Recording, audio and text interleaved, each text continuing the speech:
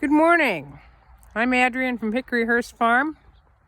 We have a break in the weather on the farm today. We had some temperatures yesterday and in the 50s. We had a lot of wind. So I thought today would be a good chance to take advantage of that break in the snow cover. A lot of snow melted. And talk a little bit about perennials, native perennials, that birds like to feed on during the winter, especially the seeds. So one of the first ones I'm going to talk about is called the small white aster. It is native to western New York or the eastern US. I'm going to focus on plants that are native to this region. What do I mean by native? Native, I mean those plants existed before the arrival of the European settlers. I want to start on talking about the small white aster. That is one that we do not grow. We grow a couple other asters. This is one of 6 plants I'm going to be talking about today that has seeds in which small songbirds like to feed on that. So here is the small white aster.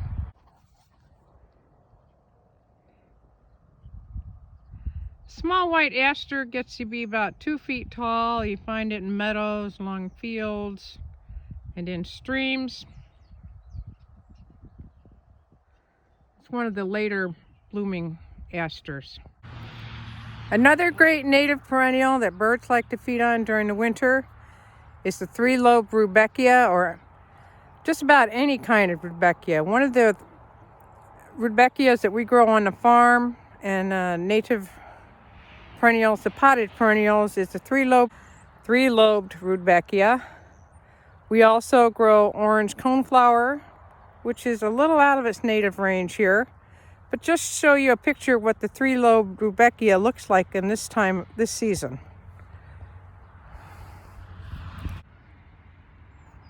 This is a picture of our 3-lobed Rudbeckia. We also use it as a cut flower.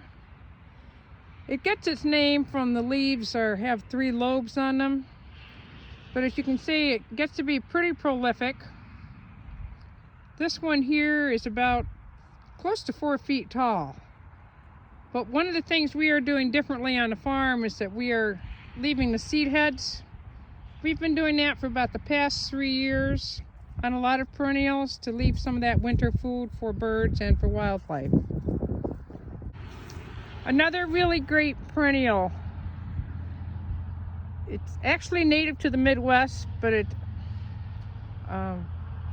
is a plant that you can use, is purple coneflower.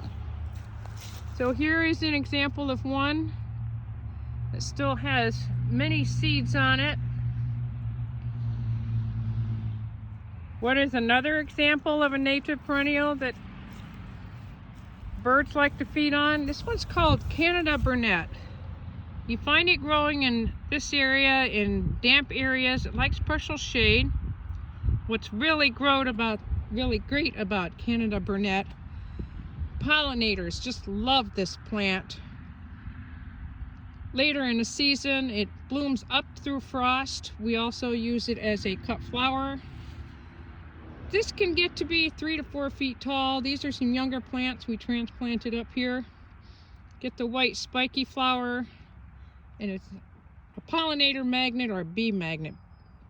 They just love that plant. That's another example of a native perennial that birds will feed on during the winter.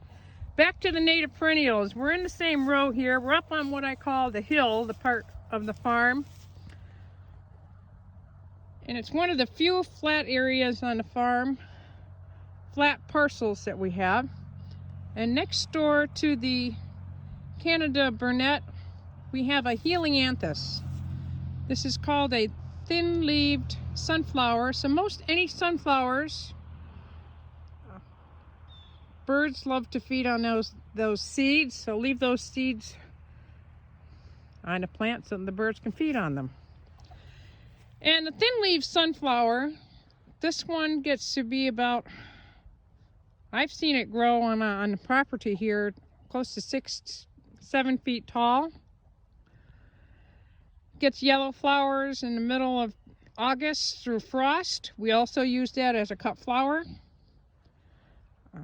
What we did with this particular grouping up here is that we left these seed heads to see if the birds, how much the birds would be feeding on those, and we will actually gather some of those seeds and use them to start some more thin leaf sunflowers for our native perennials.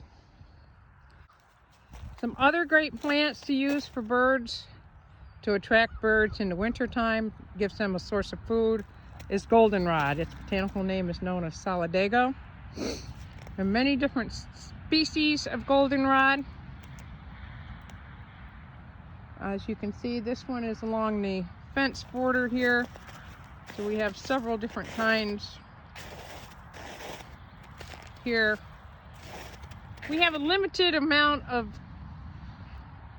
kinds of goldenrod that we grow for our native perennials. Right now, I think we have the blue-leaved goldenrod, and that will be available in the spring. That's the plan anyway. So what do I hope you learned today? I hope you found out more about what native perennials you can plant that provide winter food for the birds. Today we talked about the small white aster, we talked about the three-lobed Rudbeckia, we talked about orange coneflower, which is another kind of Rudbeckia. We also talked about Canada burnet. We talked about the purple coneflower, the thin leaf sunflower, and many different species of goldenrod. That wraps up today's video on using native plants to provide winter food for the birds.